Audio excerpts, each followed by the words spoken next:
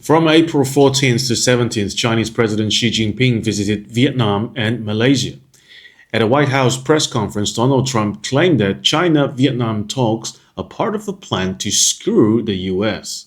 However, Professor Chiu Wenping from Shanghai Academy of Social Sciences pointed out quite the opposite. China's biggest current worry is that the US is declining much faster than expected, forcing China to expand its influence in two regions, intended or not. The first is Africa. On April 2nd, Trump imposed tariffs on 53 African countries.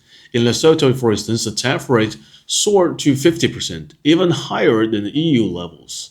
According to the World Bank's data, Lesotho is one of the world's poorest countries, with more than half of its 2.3 million people living below the poverty line. Perhaps only Trump knows how such a country is exploiting the US. Lesotho's Minister of Trade told Bloomberg that Trump's tariffs could affect 52,000 domestic jobs and trigger a liquidity crisis. Seeing how Trump threats Africa's most economically vulnerable nations, even the US Center for Strategic and International Studies was shocked and suggested that African leaders should embrace BRICS countries instead. As of 2022, BRICS accounted for around 23% of Africa's total exports, with 65% of those going to China. Increasing exports to China would benefit least developed nations of Africa, like Tanzania and Congo.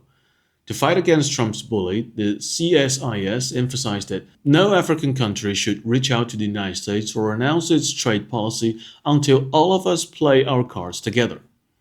Not all US think tanks support Africa's growing trade ties with China. When Lesotho formally joined the Belt and Road Initiative in 2019, the Council on Foreign Relations criticized the BRI in 2021, arguing that it gave China economic leverage for geopolitical gains in Africa. However, what they likely didn't foresee was that Trump's tariffs would prove more damaging than so-called Chinese leverage. In 2024, US imports from Lesotho totaled $237.3 million, while China imported only about $30 million.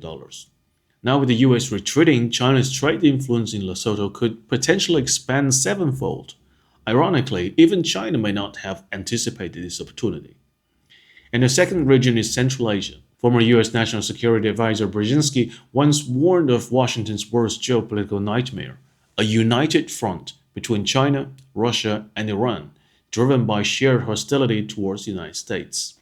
So far, this sword of Damocles has not fallen, largely because Iran has clung to the hopes of eventual reconciliation with America. However, recent actions by the Trump administration are steadily eroding that fragile red line. Right now, more Palestinian children are dying. Two US aircraft carriers are bombing Yemen. On April 13th, US Defense Secretary Pete Hegseth hinted at the possibility of war with Iran if the nuclear talks fail. Professor Chiu Wenping observed that Trump's policies are pushing Iran to abandon its illusions and prepare for confrontation, reviving previously stalled cooperation between China and Iran. Take the 2021 Iran-China 25-year cooperation program as an example.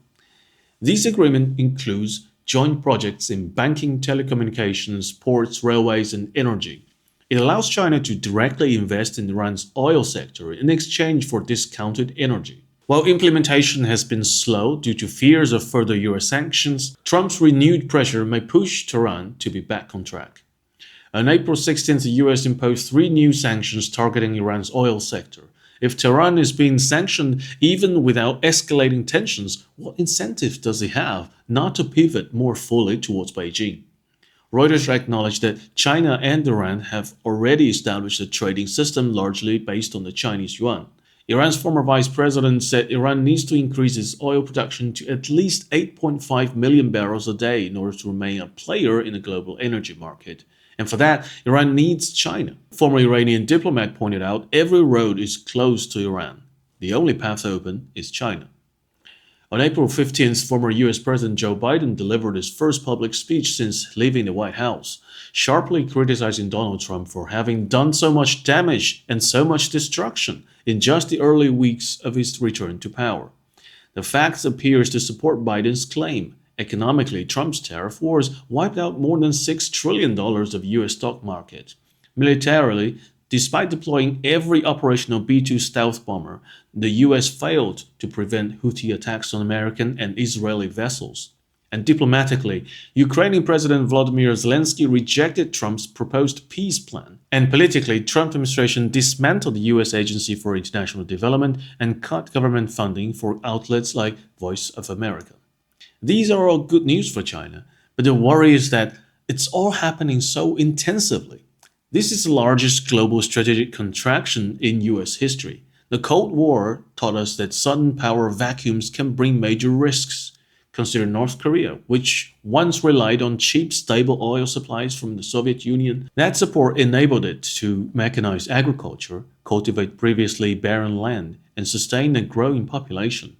But after the USSR collapsed, market-priced oil hindered the development of country's agricultural sector, leading to famine and destabilization. Similarly, when Britain abruptly ran off from Asia, it irresponsibly drew the McMahon Line, a legacy that continues to fuel tensions between China and India. At the time, China lacked the strength to manage these risks, but that's no longer the case. Today, the United States is experiencing a more rapid decline than many anticipated, driven in large part by Trump's deliberate dismantling of the international order in favor of strategic retrenchment. In contrast, China, now the world's largest exporter, has a vested interest in maintaining global economic stability and a free flow of trade. This divergence in strategic priorities between the US and China is naturally reshaping alliances across the globe. Admittedly, there remains a gap in the existing stock of comprehensive national power between China and the US, but history shows us when Titanic, the once world's largest ship, began to sink, few are inclined to remain on board. Thank you for watching this episode of Topics. I'm Chris. If you have any thoughts or comments, please leave them below and see you next time.